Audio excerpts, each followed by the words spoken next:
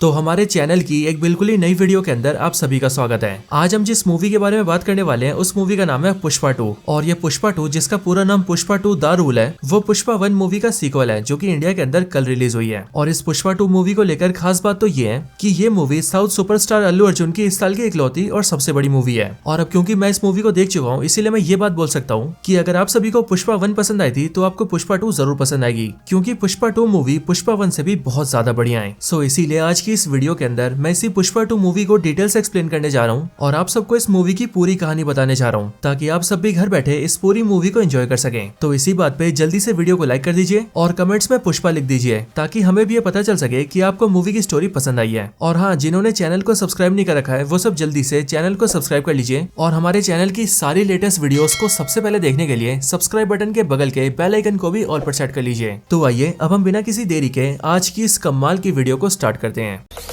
Zombie apocalypse.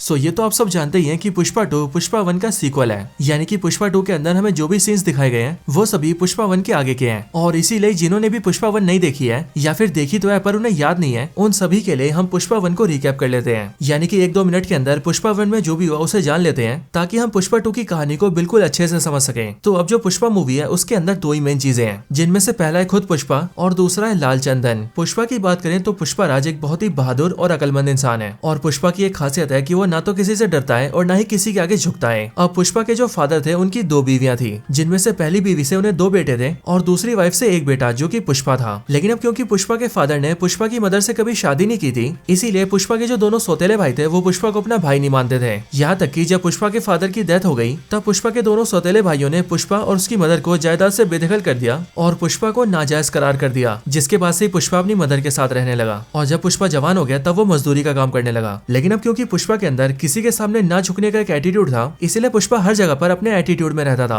और इसीलिए उसके इस बर्ताव को देखकर उसके कई सारे मालिक उसे काम से निकाल देते थे। अब पुष्पा के साथ ही बात करें लाल चंदन की, तो लाल चंदन एक बहुत ही खास तरह का पेड़ है जिसकी लकड़ियों की कीमत बहुत ज्यादा है। पुष्पा मूवी के अंदर हम ये देखते हैं कि ये लाल चंदन आंध्र प्रदेश के शेषाचलम जंगल में उगता है और इस बड़े से जंगल के अंदर लाल चंदन का बहुत ज्यादा प्रोडक्शन होता है। लाल चंदन की कीमत बहुत ज्यादा है, स्पेशली इंडिया से बाहर चाइना और जापान जैसे देशों में इसकी बहुत ही ज्यादा डिमांड है, जिस वजह से वहाँ पर इनकी कीमत और भी ज्यादा है। लेकिन कमाल की बात यह है कि इंडिया में इस लाल चंदन को काटना इलीगल है। बट हम पुष्पा मूवी के अंदर ये देखते हैं कि मूवी में कई सारे ऐसे लोग होते हैं जो कि मिलकर इन सारे पेड़ों को कटवाते हैं और इन सारे लाल चंदन को इलीगल तरीके से विदेशों में सेल करते हैं। अब वैसे तो ये पूरा काम इलीगल तरीके से होता है, लेकिन इस काम को बिल्कुल सिस्टमेटिकली तरीके से किया जाता है। असल में जो भी लोग इस लाल चंदन को इलीगली सेल करते हैं उन सभी ने आपस में मिलकर एक ग्रुप बना रखा है, जिस ग्रुप का नाम है सिंडिकेट। और इस सिंडिकेट ग्रुप के जितने भी मेंबर्स हैं वो सभी अपने अपने इलाकों में इस लाल चंदन को कटवा के इकट्ठा करते हैं और फिर उन सबको मंगल सीनू नाम के एक आदमी को भेज देते हैं। और ये मंगल सीनू असल में इस पूरे सिंडिकेट ग्रुप का लीडर है, जो कि सिंडिकेट ग्रुप के सारे मेंबर्स को लाल चंदन के बदले में 1 टन के लिए 50 लाख रुपए देता है, यानी कि 1 किलो लाल चंदन के लिए 5000 रुपए। लेकिन हाँ, सिंडिकेट का ये लीडर यानी कि मंगल सीनू इस सारे लाल चंदन को लेकर आगे किसी और को बेचता है, जिसका नाम है मुरुगन। और ये मुरुगन तमिलनाडु के चेन्नई से ऑपरेट करता है और वो मंगल सीनू को 1 टन लाल चंदन के बदले में 1.5 करोड़ रुपए देता है, जिसके बाद ये मुरुगन इस लाल चंदन को बाहर बेच देता है, यानी कि इंटरनेशनल बायर से डील करता है। अब सिंडिकेट ग्रुप की बात करें तो इसी ग्रुप के अंदर जो मंगल सीनू है वो ना सिर्फ पूरे सिंडिकेट का लीडर है बल्कि वो सबसे खतरनाक आदमी भी है। लेकिन ग्रुप में उसी की तरह एक और खतरनाक आदमी होता है जिसका नाम होता है कोंडा रेड्डी। और ये कोंडा रेड्डी सिंडिकेट ग्रुप का मेंबर होता है और ये भी बाकियों की तरह मंगल सीनू को माल सप्लाई करता है। और यहीं पर ही बात करें अपने हीरो यानी कि पुष्पा राज की, तो पुष्पा राज जो कि पहले मजदूरी किया करता था वो बाद में जाकर इसी कोंडा रेड्डी के लिए काम करने लगता है, यानी कि पुष्पा भी इसी कोंडा रेड्डी के लिए लाल चंदन की कटाई करता है। लेकिन अब लाल चंदन की कटाई में एक बहुत ही बड़ा खतरा होता है और वो ये कि ये इलीगल होने की वजह से पुलिस हमेशा इन पर छापा मारती है और कई बार वो सारे मजदूर जो कि लाल चंदन काट रहे होते हैं वो पकड़े भी जाते हैं। और एक बार ऐसे ही जब पुष्पा भी लाल चंदन काटने जाता है तब पुलिस का छापा पड़ता है, जिस वजह से सारे मजदूरों को भागना पड़ता है। बट फिर यहीं पर ही पुष्पा सारे मजदूरों को एक करता है और वो सारे लाल चंदन को पुलिस से बचा लेता है, जिसके बाद ही पुष्पा के इस काम को देखकर कोंडा रेड्डी उसे पार्टनर बना लेता है और उसे कमाई की हिस्सेदारी देने लगता है। इसके बाद ही पुष्पा लाल चंदन को पुलिस से बचाने के लिए कई तरीके निकालता है और उन तरीकों से पुलिस को चकमा देके वो लाल चंदन को बहुत ज्यादा सप्लाई करता है। लेकिन फिर उसी दौरान पुष्पा को पता लगता है कि सिंडिकेट का लीडर मंगल सीनू सभी लोगों को 1 टन लाल चंदन चंदन के बदले में सिर्फ 50 लाख रुपए देता है और वो आगे इसे 1.5 करोड़ में बेचता है। और इसीलिए इसके बाद ही जब सिंडिकेट की मीटिंग होती है तब वहाँ पर ही पुष्पा इस बात को रखने का फैसला करता है। इसी मीटिंग के अंदर एरिया का एमएलए भी आता है जिसका नाम होता है एमएलए सिंदप्पा। और अब क्योंकि एमएलए सिंदप्पा का सिंडिकेट पर काफी कंट्रोल होता है इसलिए पुष्पा एमएलए को ये बात बताता है और वो एमएलए से कहता है कि मंगल सीनू सबको धोखे में रखता है और वो सबसे ज्यादा प्रॉफिट खुद खा जाता है। जिसके बाद ये बात जानते ही जो एमएलए होता है वो मंगल सीनू को सिंडिकेट से हटा देता है और पुष्पा राज को सिंडिकेट का नया लीडर बना देता है। जिसके बाद ही पुष्पा न सिर्फ पूरे सिंडिकेट को रूल करता है बल्कि वो लाल चंदन सप्लाई कर करके बहुत ज्यादा पैसे बनाता है। लेकिन फिर उसी टाइम पर उनके एरिया का एसपी चेंज होता है और जो नया एसपी आता है उसका नाम होता है एसपी भंवर सिंह शेखावत। ये एसपी शेखावत बहुत ही ज्यादा एरोगेंट आदमी होता है, यानी कि इसके अंदर बहुत ज्यादा घमंड होता है और इसे हमेशा दूसरों से इज्जत चाहिए होती है। और जब डिस्ट्रिक्ट के अंदर इस एसपी की ज्वाइनिंग होती है तभी पुष्पा एसपी के पास कुछ पैसे लेकर जाता है ताकि एसपी शेखावत पैसे लेता रहे और पुष्पा के काम में रुकावट न डाले। लेकिन जब पुष्पा एसपी शेखावत के पास आता है तब वो उसे पैसे तो देता है बट वो उसे इज्जत नहीं देता है और इसीलिए एसपी शेखावत को ये बात बहुत बुरी लगती है जिस वजह से वो पुष्पा की बहुत ज्यादा बेइज्जती करता है। लेकिन अब क्योंकि उसी टाइम पर पुष्पा की शादी होने वाली होती है इसीलिए वो उस टाइम पर तो एसपी से कुछ नहीं बोलता है। लेकिन फिर जिस दिन पुष्पा की शादी होने वाली होती है वो उसी दिन एसपी शेखावत से मिलता है और उसके सारे कपड़े उतार के उसे बहुत बेइज्जत करता है और साथ ही साथ वो एसपी शेखावत से ये भी बोलता है कि बिना पुलिस की वर्दी के उसकी कोई औकात नहीं है। एंड फिर इसके बाद ही पुष्पा की तो शादी हो जाती है लेकिन जो एसपी शेखावत होता है वो बहुत ज्यादा गुस्सा होता है और वो ये फैसला करता है कि वो पुष्पा से अपना बदला लेगा। अब इसके आगे से शुरुआत होती है पुष्पा 2 की और पुष्पा 2 की स्टार्टिंग होती है हम सीधा जापान को देखते हैं। स्टार्टिंग में हमें जापान देश का योकोहामा पोर्ट दिखाया जाता है और यहाँ हम ये देखते हैं कि इस योकोहामा पोर्ट पर कई सारे लेबर शिप से कंटेनर्स उतार रहे होते हैं। लेकिन तभी एक क्रेन से एक कंटेनर नीचे गिर जाता है और इसीलिए जैसे नीचे गिरते ही वो खुलता है वैसे वो लोग ये देखते हैं कि उस कंटेनर के अंदर लाल चंदन भरा हुआ है। एंड इसीलिए उसे देखकर वो लोग अपने बॉस को बुलाते हैं और जब उनका बॉस वहाँ पर आता है तब वो उस लाल चंदन को देख के कहता है कि ऐसा होना पॉसिबल नहीं है क्योंकि लाल चंदन वो भी उसकी परमिशन के बिना यहाँ पर आ नहीं सकता है। लेकिन फिर इसके बाद ही जो उसके साथ आदमी आए होते हैं वो उनसे उस कंटेनर की तलाशी लेने के लिए कहता है। जिसके बाद ही जैसे वो लोग अंदर जाते हैं वैसे वो लोग ये देखते हैं कि उस कंटेनर के अंदर एक इंसान भी है और जब वो आदमी बाहर आता है तब हमें पता लगता है कि वो और कोई नहीं बल्कि पुष्पा राज है। लेकिन पुष्पा को देखकर वो सब लोग उस पर अटैक कर देते हैं जिसके रिस्पॉन्स में पुष्पा भी उन सबको मारता है। लेकिन फाइट के दौरान ही वो सभी लोग पुष्पा से पूछते हैं कि आखिरकार वो कौन है और वो यहाँ पर क्यों आया है। जो सुनकर पुष्पा भी उन सबको जापानी में ये कहता है कि उसका नाम पुष्पा राज है और वो यहाँ पर अपनी पेमेंट लेने आया है। पुष्पा कहता है कि इंडिया से उसका लाल चंदन यहाँ पर तो आता है बट यहाँ पर लाल चंदन लेने वाले उसकी पेमेंट नहीं कर रहे हैं और पुष्पा अपने पैसे कभी नहीं छोड़ता है इसीलिए वो यहाँ पर अपने पैसे लेने आया है। बट यहाँ पर इसी फाइट के बीच ही हम ये देखते हैं कि उन्हीं जापानियों में से एक आदमी पुष्पा पर गोली चलाता है और वो गोली सीधा पुष्पा के बाएं कंधे पर लगती है जिस वजह से पुष्पा सीधा समुद्र में गिर जाता है। लेकिन पानी में गिरने के बाद ही पुष्पा को कुछ मेमोरीज आती हैं और वो यहीं पर अपनी बीती स्टोरी याद करता है। अब इसके बाद ही जैसी स्टोरी स्टार्ट होती है वैसी हम भी ये देखते हैं कि स्टोरी सीधा वहीं से शुरू होती है जहाँ पर पुष्पा 1 खत्म हुई थी और इसीलिए इस टाइम पर हम ये देखते हैं कि पुष्पा राज शादी कर चुका है, वो सिंडिकेट का लीडर बनके सिंडिकेट को रूल कर रहा है, उसका लाल चंदन का बिजनेस बहुत ही बढ़िया चल रहा है और एमएलए सिंदप्पा जिसने कि उसे सिंडिकेट का लीडर बनाया था उससे भी उसके रिलेशंस बहुत अच्छे हैं। यहाँ तक कि पुष्पा के लिए जो मजदूर काम करते हैं वो सभी पुष्पा के लिए काम करके बहुत ज्यादा खुश हैं क्योंकि पुष्पा न सिर्फ उन्हें अच्छे पैसे देता है बल्कि वो उन सबका ध्यान भी रखता है। अब इसके बाद एक दिन हम ये देखते हैं कि पुष्पा के सारे मजदूर लाल चंदन काटने के लिए जंगल जाते हैं और जंगल जाने के लिए वो हमेशा की तरह ट्रक में बैठते हैं और जाने लगते हैं। लेकिन फिर यहीं पर ही हम ये नोटिस करते हैं कि यहाँ पर इन सारे मजदूरों के बीच ही एसपी शेखावत भी होता है जो कि एक मजदूर का भेस लेकर उन सबके बीच में घुस जाता है और फिर इसके बाद ही वो भी लाल चंदन काटने के लिए सीधा जंगल में जाता है और सारे मजदूरों के साथ लाल चंदन काटने लगता है। लेकिन फिर कुछ टाइम बाद ही हम ये देखते हैं कि उन सभी को वहाँ पर बहुत सारे पुलिस वाले घेर लेते हैं जिसके बाद एसपी शेखावत अपना असली रूप दिखाता है और वो अपनी बंदूक निकालकर सबको ही बताता है कि वो एसपी शेखावत है और अब उसने उन सारे मजदूरों को लाल चंदन को काटते हुए रंगे हाथों पकड़ा है। एंड इसीलिए एसपी शेखावत उन सबको अरेस्ट कर लेता है और सभी को पुलिस स्टेशन के सेल में बंद कर देता है। लेकिन अब ये बात जैसी पुष्पा को पता लगती है वैसी पुष्पा अपने आदमियों के साथ अपनी गाड़ियां निकालता है और सीधा पुलिस स्टेशन जाता है। इस टाइम पर एसपी शेखावत पुलिस स्टेशन से बाहर होता है और इसीलिए पुष्पा पुलिस स्टेशन के अंदर आते ही सीधा इंस्पेक्टर को देखता है और उससे अपने सारे आदमियों को छोड़ने के लिए कहता है। लेकिन वो इंस्पेक्टर उससे कहता है कि वो लोग ऐसा नहीं कर सकते क्योंकि एसपी शेखावत ने उन्हें ऐसा करने से मना करा है और अगर वो या फिर पुलिस स्टेशन का कोई भी पुलिस वाला एसपी शेखावत के खिलाफ जाता है तो फिर उन्हें नौकरी से निकाल दिया जाएगा। अब पुष्पा जैसी ये बात सुनता है वैसी वो उन सबके लिए बहुत सारे पैसे लेकर आता है और वो पुलिस वाले जितनी सैलरी अपनी पूरी लाइफ में कमाते हैं पुष्पा उन सबको उतने पैसे एक ही बार में दे देता है। जिसके बाद ही उस पुलिस स्टेशन के सारे पुलिस वाले पुष्पा के सामने हंसते हंसते अपना इस्तीफा दे देते हैं और बड़ी खुशी से पैसे लेकर वहाँ से चले जाते हैं और साथ ही साथ जाने से पहले वो पुष्पा के भी सारे आदमियों को छोड़ देते हैं। जिसके बाद पुष्पा अपने सारे आदमियों को छुड़ा कर ले आता है और फिर जब कुछ देर बाद ही एसपी शेखावत पुलिस स्टेशन के अंदर जाता है तब वो ये देखता है कि पूरा पुलिस स्टेशन खाली है और ना तो वहाँ पर मजदूर है और ना ही पुलिस वाले हैं। एंड फिर जब एसपी शेखावत को सच्चाई पता लगती है कि यहाँ पर क्या क्या हुआ है और पुष्पा ने किस तरह से सारे पुलिस वालों को खरीद कर अपने आदमियों को छुड़ा लिया है वैसे ये बात जानकर एसपी शेखावत बहुत ज्यादा गुस्सा होता है। अब इसके बाद अगले सीन के अंदर हम पुष्पा को देखते हैं जो कि सीधा जाकर एमएलए सिंदप्पा से मिलता है। यहाँ हम ये जानते हैं कि पुष्पा एमएलए सिंदप्पा की बहुत इज्जत करता है और ऐसा इसीलिए क्योंकि एमएलए सिंदप्पा ने पुष्पा को सिंडिकेट का लीडर बनाया था। यहाँ पर एमएलए सिंदप्पा पुष्पा से कहता है कि अब वो सीधा स्टेट के सीएम से मीटिंग करने जा रहा है, क्योंकि अब कुछ ही टाइम में इलेक्शंस आने वाले हैं, जिसके लिए उनकी पार्टी की मीटिंग्स चल रही है। लेकिन एमएलए सिंदप्पा पुष्पा से कहता है कि उसे भी उसके साथ चलना होगा, यानी कि वो दोनों ही जाकर सीएम से मिलेंगे। अब इसके बाद ही पुष्पा अपने घर आता है और अपनी वाइफ को बताता है कि वो सीएम से मिलने जा रहा है। और इसीलिए श्रीवल्ली जैसी इस बात को सुनती है, वैसी वो पुष्पा से कहती है कि जब वो सीएम से मिलेगा तब उसे सीएम के साथ एक फोटो खिंचवानी होगी,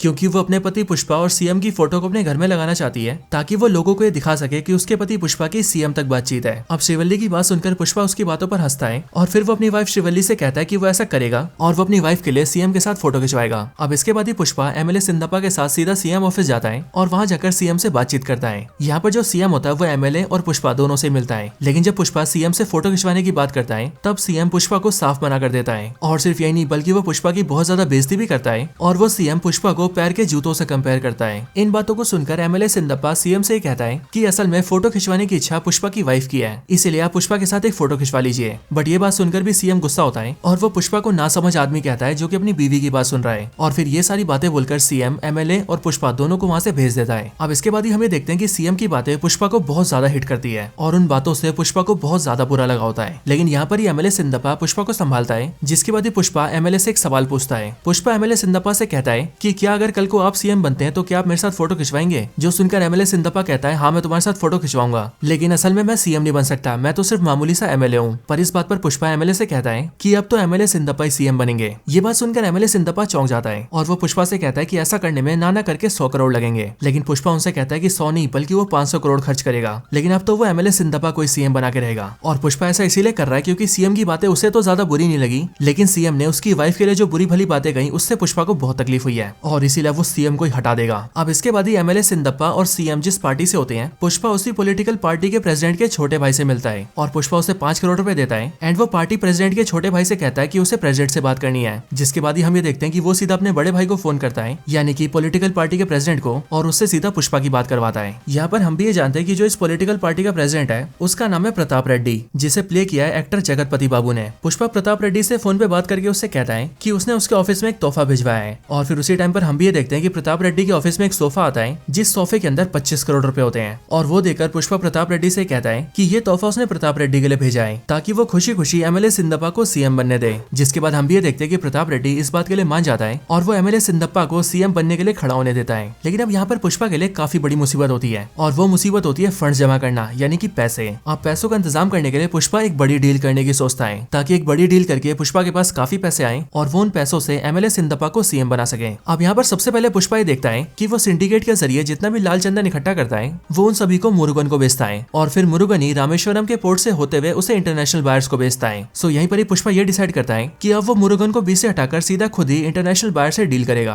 क्योंकि जो मुरुगन है वो पुष्पा को 1 टन लाल चंदन के बदले में 1.5 करोड़ रुपए देता है और अगर पुष्पा इस माल को डायरेक्टली बेचेगा तो वो उस पर ज्यादा प्रॉफिट कमा सकता है। अब इसके लिए पुष्पा इस बारे में पता करता है एंड उसे सीधा इंटरनेशनल बायर मिलता है, जिससे वो मालदीव जाकर मीटिंग करता है। मालदीव के अंदर जब पुष्पा बायर से डीलिंग करता है तब वो उस बायर से कहता है कि वो 1 टन के बदले में 2.5 करोड़ रुपए लेगा, जो सुनकर बायर एग्री कर जाता है। जिसके बाद ही वो पुष्पा से 2000 टन लाल चंदन की डीलिंग करता है, जिसकी कीमत पूरे 5000 करोड़ रुपए होती है। अब इसके बाद ही पुष्पा फिर से इंडिया आता है और वो सबसे पहले सिंडिकेट की मीटिंग रखता है और वो मीटिंग में सारे मेंबर्स को बताता है कि अब उन सबको बहुत ही बड़ी डील मिली है और इसीलिए अब उन सबको बहुत ज्यादा प्रोडक्शन करना होगा। इसके बाद ही सिंडिकेट के सारे मेंबर्स पुष्पा से कहते हैं कि वो लोग भी पुष्पा को ज्यादा से ज्यादा लाल चंदन देंगे। कोई कहता है कि वो 50 टन का इंतजाम करेगा, कोई कहता है 100 टन का और कोई मेंबर कहता है कि वो 150 टन का इंतजाम करेगा। और इसके साथ ही साथ पुष्पा भी अपने प्रोडक्शन को बढ़ा देता है। इसके बाद ही पुष्पा एक जगह डिसाइड करता है जहाँ पर सारे सिंडिकेट के मेंबर्स को अपना लाल चंदन इकट्ठा करना होता है। लेकिन जिस दिन सारे मेंबर्स को अपना लाल चंदन इकट्ठा करना होता है उस दिन सब लोग तो इकट्ठा कर देते हैं, लेकिन जो एक मेंबर होता है उसके पूरे काफिले को एसपी शेखावत पकड़ लेता है और वो ना सिर्फ उसके सारे लाल चंदन को जला देता है बल्कि वो उस मेंबर को भी जान से मार देता है, ताकि एसपी शेखावत का खौफ सारे सिंडिकेट के मेंबर्स में रहे और ये बात सीधा पुष्पा तक पहुंचे। एंड फिर इसके नेक्स्ट सीन में हम ये देखते हैं कि ऐसा होता भी है। हम देखते हैं कि सिंडिकेट के सारे मेंबर्स एसपी शेखावत से बहुत ज्यादा डर जाते हैं और इसीलिए वो सब सीधा एमएलए सिंदप्पा से मिलते हैं एंड वो उससे कहते हैं कि वो एसीपी शेखावत और पुष्पा के बीच की लड़ाई को खत्म करें ताकि वो लोग अपना बिजनेस आराम से कर सकें। अब इसके बाद एमएलए सिंदप्पा सीधा एसीपी शेखावत के ऑफिस आता है और वो एसीपी शेखावत से पूछता है कि आखिरकार वो ये सब क्यों कर रहा है और उसे क्या चाहिए। ये सुनकर एसीपी शेखावत एमएलए से कहता है कि उसका लेना देना सिर्फ और सिर्फ पुष्पा से है। एक बार पुष्पा ने उसके कपड़े उतारकर उसकी बहुत बेइज्जती की थी और इसीलिए उसे उस बेइज्जती का बदला चाहिए एंड इसीलिए वो चाहता है कि पुष्पा उससे सबके सामने माफी मांगे और अगर पुष्पा ऐसा कर देता है तो एसीपी शेखावत उन सबको परेशान नहीं करेगा। अब ये सुनकर एमएलए सिंदप्पा सीधा पुष्पा के पास जाता है और वो पुष्पा पुष्पा को मना लेता है एंड वो पुष्पा से कहता है कि उसे बस एसीपी शेखावत को सॉरी बोलना है क्योंकि इसमें ही पूरे सिंडिकेट की भलाई है और पुष्पा को सिंडिकेट वालों के लिए इतना करना ही होगा।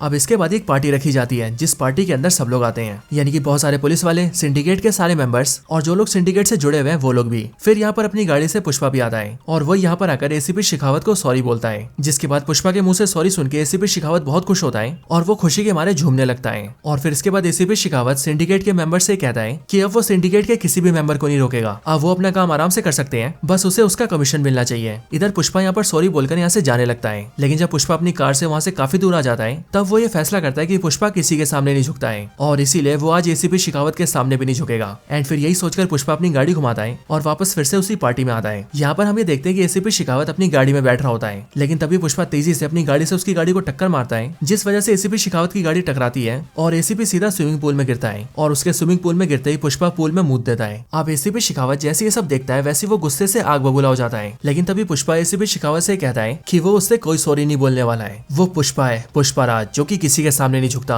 और ये बोलने के साथ ही पुष्पा एसीपी शेखावत को चैलेंज भी देता है। वो एसीपी शेखावत से कहता है कि उसके पास 2000 टन लाल चंदन है और वो अगले सोमवार की सुबह सुबह उसकी डीलिंग करने के लिए चेन्नई जा रहा है और चेन्नई जाकर वहाँ से वो सीधा रामेश्वरम पोर्ट होते हुए उसे इंटरनेशनल बायर को बेच देगा और इसीलिए अगर एसीपी शेखावत के अंदर दम है तो वो उसे रोक कर दिखा दे। और फिर ये बोलकर पुष्पा वहाँ से चला जाता है। अब इसके लिए हम ये देखते हैं कि एसीपी शेखावत पूरे शहर की सारे रोड्स को ब्लॉक करवा देता है ताकि पुष्पा वहाँ से अपने माल को बाहर न ले जा सके। लेकिन यहाँ पर एसीपी शेखावत ये नोटिस करता है कि सड़क के बगल में जो नदी है उसका पानी बहुत कम हो चुका है और इसीलिए वो ये समझ जाता है कि हो ना हो पुष्पा उसी नदी के जरिए अपने ट्रक्स को निकालेगा। और कुछ टाइम बाद हमें भी ये पता लगता है कि एसीपी शेखावत बिल्कुल सही है क्योंकि पुष्पा ने अपने सारे ट्रक्स को नदी के जरिए भेजा होता है। आगे एसीपी शेखावत जल्दी से उन सारे ट्रक्स को घेर लेता है और लाल चंदन से भरे हुए सारे ट्रक्स को पकड़ लेता है। लेकिन फिर कुछ टाइम बाद ही उसे ये पता लगता है कि पुष्पा ने उसे चकमा दे दिया है और ऐसा इसीलिए क्योंकि एसीपी शेखावत ने जो भी ट्रक्स पकड़े होते हैं उन सभी के अंदर पुष्पा ने मामूली लकड़ी रखी होती है, वो भी लाल पेंट करके। और इस तरह से एसीपी शेखावत को चकमा देके पुष्पा अपने 2000 टन लाल चंदन को इंडिया से बाहर निकाल देता है और अपने इंटरनेशनल बायर को बेच देता है। इधर एसीपी शेखावत को जब ये पता लगता है कि वो सारी लकड़ी नकली है तब वो बहुत ज्यादा गुस्सा होता है और गुस्से में आग बबूला होकर वो सारी लकड़ियों को जला देता है। और हाँ दोस्तों, एसीपी शेखावत इन सारी लकड़ियों को जिन गोदाम के अंदर जलाता है वहाँ पर वो खुद भी अपने आप को जलाकर खत्म कर लेता है और हमें ऐसा दिखाया तो जाता है कि उसने आत्महत्या कर लिया है। लेकिन दोस्तों मेरा ही मानना है कि एसपी शेखावत अभी भी जिंदा है एंड वो आगे फिर से आएगा। लेकिन अब इसके आगे की बात करें तो अगले सीन के अंदर हम ये देखते हैं कि अब पुष्पा की डील होने के बाद उसके पास बहुत सारे पैसे आते हैं और इसीलिए वो इलेक्शंस के अंदर बड़े आराम से एमएलए सिंदप्पा को सीएम बनवा देता है। एमएलए सिंदप्पा जैसे सीएम बनता है वैसे वो बहुत ज्यादा खुश होता है और इसीलिए वो पुष्पा से मिलने सीधा उसके घर आता है और घर आकर वो पहले पुष्पा के साथ खाना खाता है एंड फिर वो पुष्पा की वाइफ और उसकी पूरी फैमिली के साथ फोटो खिंचवाता है। अब इन सब के बाद ही हम ये देखते हैं कि पुष्पा के गांव में एक फेस्टिवल आता है और इस फेस्टिवल को सेलिब्रेट करने के लिए गांव के सारे लोग मंदिर जाते हैं जहाँ पर पुष्पा, उसकी वाइफ और उसकी मदर भी आते हैं। और यहाँ पर हम ये भी नोटिस करते हैं कि इसी फेस्टिवल के अंदर पुष्पा के दोनों सौतेले भाई भी अपनी फैमिलीज के साथ आते हैं। बट यहाँ पर ही पुष्पा की वाइफ अचानक से बेहोश हो जाती है और जब कुछ लेडीज पुष्पा की वाइफ को हैंडल करते हैं तब उन्हें पता लगता है कि असल में पुष्पा की वाइफ प्रेग्नेंट है और पुष्पा फादर बनने वाला है। अब पुष्पा को ये बात जानकर बहुत ज्यादा खुशी होती है और इसीलिए वो काली माता की ड्रेस में वहाँ पर डांस भी करता है और पुष्पा के साथ साथ सारे गाँव वाले भी नाचते हैं। लेकिन अब इसी फेस्टिवल के अंदर हम ये देखते हैं कि यहाँ पर कुछ बदमाश लड़के आ जाते हैं और वो पुष्पा के बड़े भाई जिसका नाम मोहन होता है उसकी बेटी को छेड़ने लगते हैं और उसकी बॉडी से उसके कपड़ों को खींचने लगते हैं। और इसीलिए जैसी पुष्पा ये नोटिस करता है वैसे वो उन सारे गुंडों को बहुत मारता है और खुद को बचाने के लिए पुष्पा की भतीजी पुष्पा को थैंक यू भी बोलती है। और हमने पूरी मूवी के अंदर ये भी नोटिस किया होता है कि पुष्पा के इस बड़े भाई की बेटी पुष्पा को हमेशा ही पुष्पा चाचा कहती है। लेकिन यहाँ पर जैसे उसका फादर आता है यानी कि पुष्पा का बड़ा भाई, वैसे वो पुष्पा पर बहुत ज्यादा गुस्सा होता है और वो अपनी बेटी को चाटा मारता है एंड साथ ही वो पुष्पा से ये भी कहता है कि वो चाहे कुछ भी कर ले वो हमारी फैमिली से नहीं जुड़ सकता है। ये बातें सुनकर पुष्पा को बुरा लगता है और इसीलिए वो अपनी फैमिली को लेकर वहाँ से चला जाता है। बट फिर उसके बाद ही पुष्पा का वो बड़ा भाई यानी कि मोहन उन सभी लोगों के सर के बाल कटवा देता है और उन सबको गधे पे बिठा के घुमाता है, जिस वजह से उन सारे लड़कों को बहुत ज्यादा गुस्सा आता है। लेकिन अब इसके बाद ये दिन बीत जाता है। बट कुछ दिन बाद ही हम ये नोटिस करते हैं कि वो सब जो लड़के हैं जिन्हें पुष्पा ने पीटा था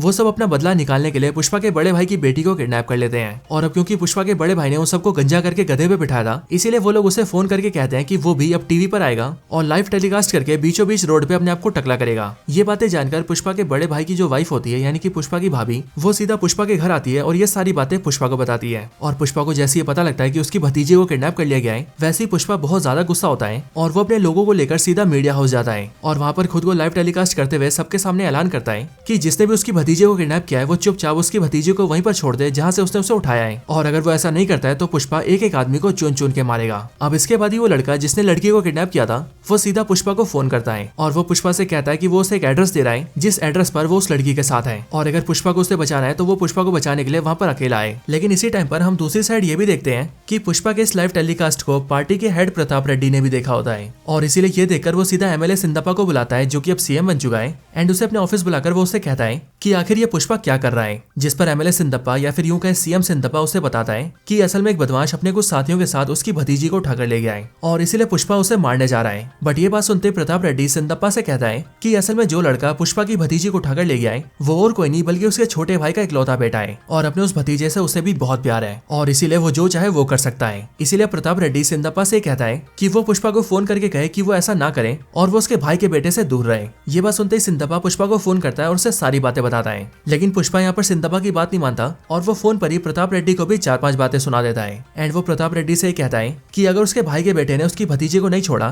तो आज वो उसके टुकड़े टुकड़े कर देगा। और फिर ये बोलने के बाद ही पुष्पा अपना हेलीकॉप्टर निकालता है और सीधा उसके बताए हुए एड्रेस पर जाता है और यहाँ पर आने के बाद पुष्पा प्रताप रेड्डी के भतीजे को जान से मार देता है। लेकिन इसी टाइम पर यहाँ पर प्रताप रेड्डी का भाई भी आ जाता है यानी कि मरने वाले का पापा और वो यहाँ पर आकर पुष्पा की भतीजे को मारने की कोशिश करता है जिस वजह से पुष्पा उसे भी जान से मार देता है और फिर वो अपनी भतीजी को छुड़ाकर वहाँ से ले जाता है। अब इसके बाद ही उस लड़की का जो पिता होता है यानी कि पुष्पा का बड़ा भाई उसे अपने किए पर बहुत ज्यादा अफसोस होता है और उसे पुष्पा की अच्छाई देखकर शर्म आ जाती है और इसीलिए वो ये फैसला करता है कि अब वो पुष्पा से माफी मांगेगा और उसे परिवार का दर्जा देगा। इसी टाइम पर उसकी बेटी की शादी फिक्स होती है एंड इसीलिए वो जल्दी से कार्ड छपवाता है और वो कार्ड लेकर सीधा पुष्पा के घर जाता है और वहाँ पर वो पुष्पा की मदर को कार्ड देते हुए कहता है कि पुष्पा को और पूरे परिवार को उसकी बेटी की शादी में आना है क्योंकि शादी पर सारा परिवार एक साथ होता है। पुष्पा जब ये बात जानता है तब उसे भी बहुत ज्यादा खुशी होती है और फिर इसीलिए वो भी अपनी भतीजी की शादी में जाता है जहाँ पर पूरी फैमिली एक साथ रीयूनाइट हो जाती है और अब पूरा परिवार एक साथ होता है। और दोस्तों यहाँ पर ही हम 2 सीन देखते हैं जहाँ पर पहले सीन में तो पुष्पा की भतीजी की शादी हो रही होती है लेकिन वही दूसरे सीन के अंदर हम ये देखते हैं कि प्रताप रेड्डी अपने छोटे भाई और छोटे भाई के बेटे दोनों की चिता को जला रहा होता है और उनका फ्यूनरल सेलिब्रेट कर रहा होता है। लेकिन दोस्तों इसी टाइम पर हम ये नोटिस करते हैं कि प्रताप रेड्डी और पुष्पा दोनों के लिए फूल के गुलदस्ते आते हैं और उन दोनों गुलदस्तों के अंदर एक जैसे ही बॉम्ब रखे होते हैं यानी कि एक ही आदमी ने उन दोनों में बॉम्ब डाले होते हैं। और अगले सीन में हमें वो आदमी दिखता है जिसने उन दोनों में बॉम्ब डाले हैं और वैसे यहाँ पर हमें उसका फेस तो नहीं दिखता है बट वो इस टाइम पर काफी दूर ऊंचाई पर खड़ा होता है